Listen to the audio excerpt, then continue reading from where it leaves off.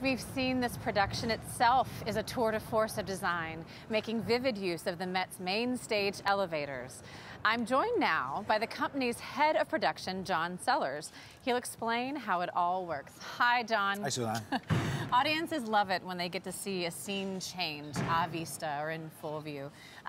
It was absolutely breathtaking to see the forest rise and, and to make way for the dwelling underneath. Right. I think we have a short animation, a short animation that was recently created for a documentary about the Met. It shows how the 5 different stages work. Would you talk us through what we're seeing here? Sure, please? Of course.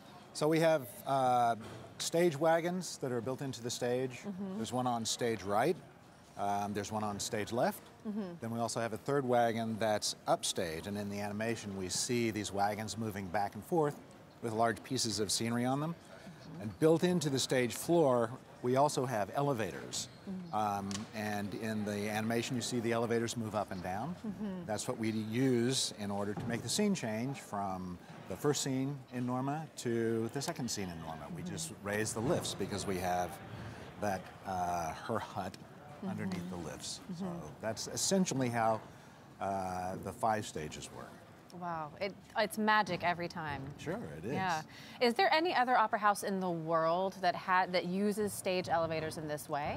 Well, most of the modern opera houses and even some of the older houses have been retrofitted with some stage machinery version of wagons and lifts. But our house is specifically designed for grand opera and repertory. Paris Opera in the Bastille is the closest thing to the same configuration that we have. But our house is sort of mission specific to grand opera and repertory. So it seems like there's a lot going on around the stage right now. Can you tell me what's happening and what you're trying to accomplish in this intermission? Of course. So we're trying to transform the forest scene from the altar to another place in the forest.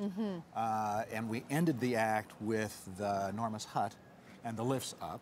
So we had to bring the lifts down so that we could reconfigure the forest set. And right now we've pulled some of the decking away so we can get to the tree.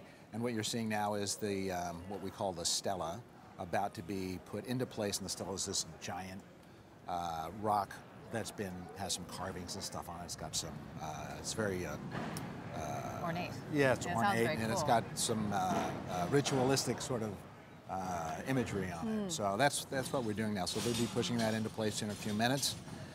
Put the escape stairs back in behind the deck, and then we'll raise the lift again to begin Act 2, or the second part. Well, as you said, the Met is a repertory company. Yes. So, and they are doing 4 or 5 productions, along with rehearsing other shows, all at the same time. How do you make that work logistically? Well, we use the 5 stages. That's essentially what I mean when I say it's mission specific. So we do rehearsals during the day and performances at night. Every night the performance is a different opera. Every day we have to get back to the rehearsal.